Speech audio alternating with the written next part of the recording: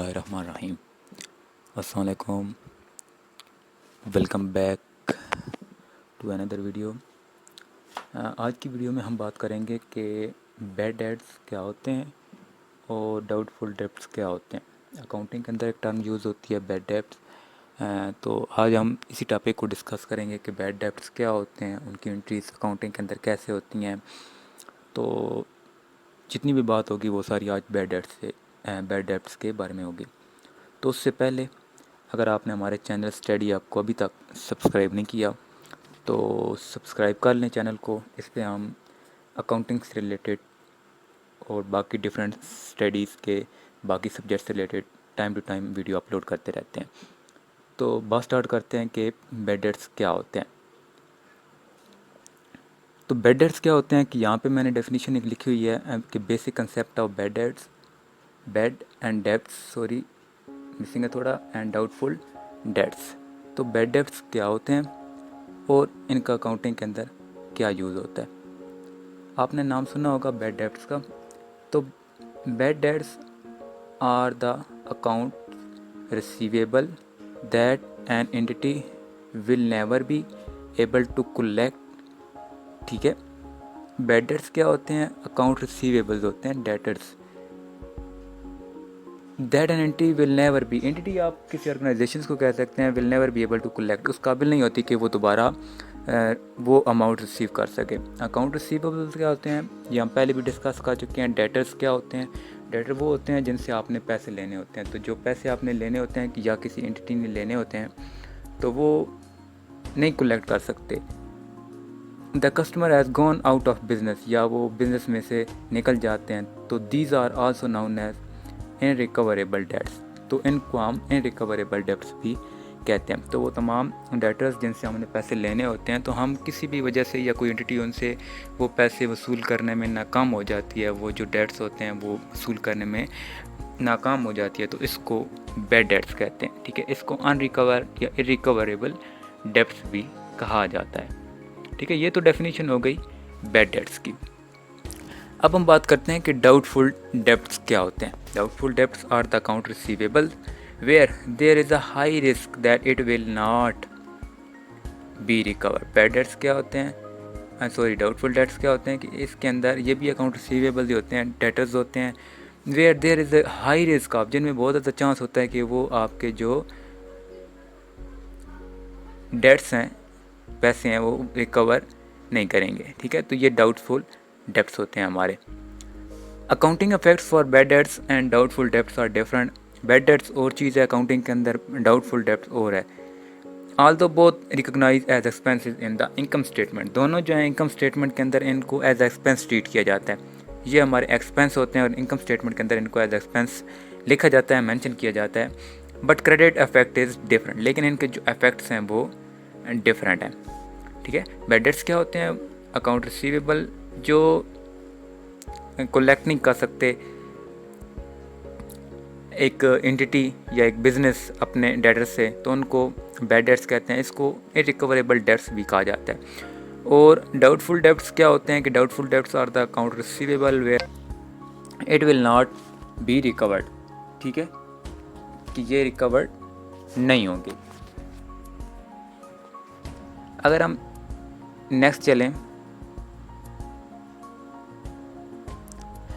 तो अकाउंटिंग के अंदर इनकी क्या एंट्रीज होती हैं बैड डेट्स की।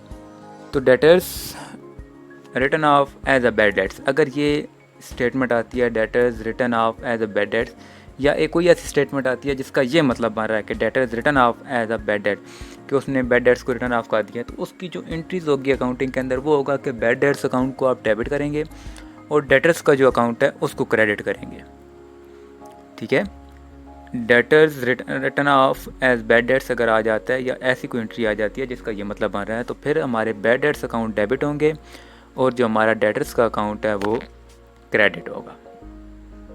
ठीक है, दूसरी एंट्री है creating provisions for doubtful debts.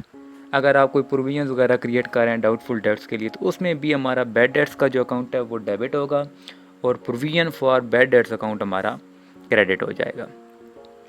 Third entry हमारी है increase in provision for doubtful debts. अगर हमारी प्रोविजन डाउटफुल डेब्ट्स की जो प्रोविजन है वो इंक्रीज हो रही है, बढ़ रही है,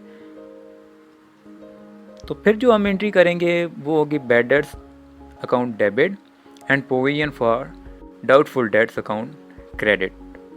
ठीक है, ये कुछ एंट्रीज होती हैं, ये इंतहाई इंपॉर्टेंट होती हैं।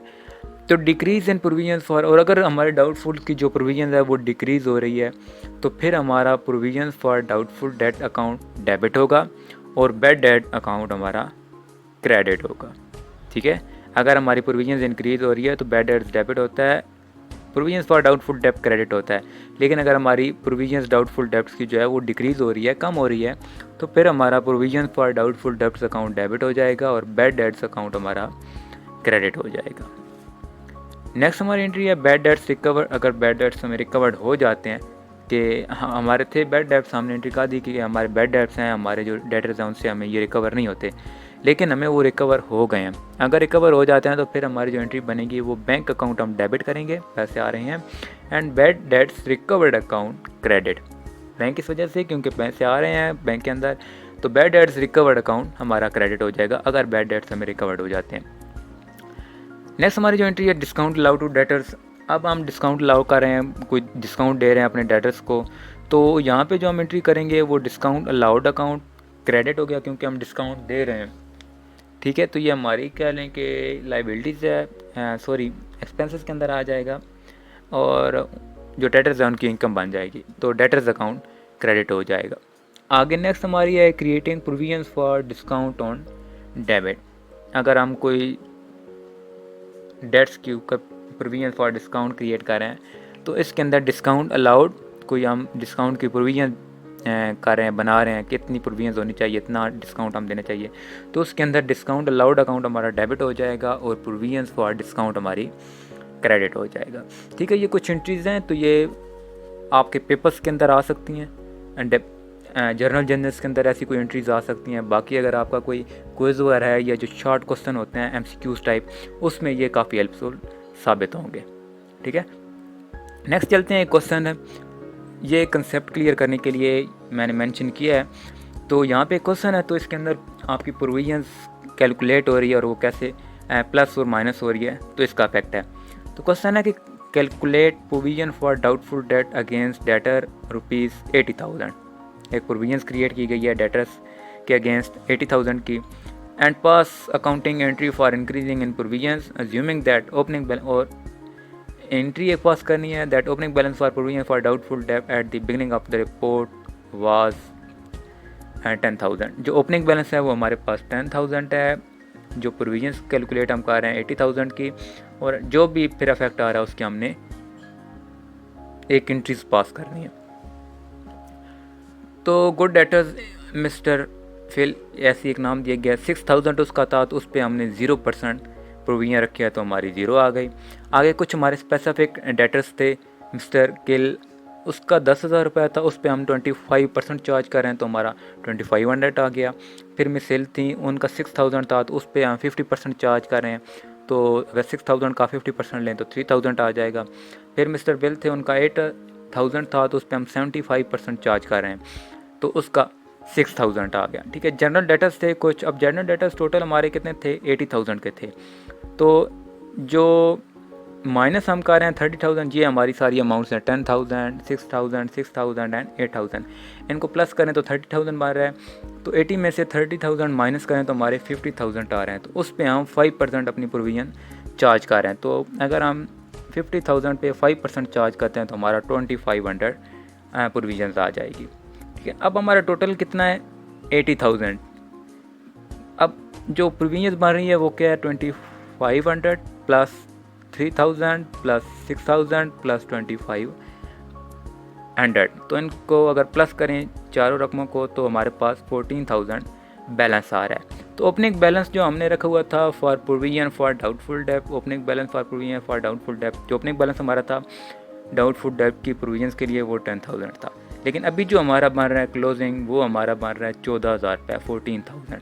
तो closing balance of provision for doubtful डेब्ट हमारा 14,000। अगर लेस करें तो 4,000 हमारा जो प्रोविजन है वो इंक्रीज़ हो रही है, increase in provision for doubtful डेब्ट 4,000 से। ठीक है, तो 4,000 से अगर इंक्रीज़ हो रही है तो पिछले हमने एंट्री पढ़ चुके हैं कि अकाउंटिंग के अंदर उसकी क्या एंट्री करेंगे। हम अपने बैड डेट्स अकाउंट को डेबिट करेंगे 4000 के साथ, क्योंकि हमारा जो बैलेंस इंक्रीज़ हो रहा है प्रोविजंस के लिए वो 4000 है, और जो प्रोविजंस फॉर डाउटफुल डेट्स का अकाउंट हम क्रेडिट करेंगे 4000 के साथ। एक सिंपल सा क्वेश्चन टाइप एग्जांपल्स मैंने इंक्लूड किया है ताकि आपको बैड डेट्स क्या होते हैं, डाउटफुल डेट्स और इनका इंक्रीज़ या डिक्रीजिंग का जो इशू है वो अच्छे से क्लियर हो जाए। तो बस इतना ही इस वीडियो में। मज़ीद नेक्स्ट वीडियो में मिलते हैं किसी न्यू टॉपिक के साथ। तब तक अपना बहुत सारा ख्याल रखें। अल्लाह हाफ़िज़।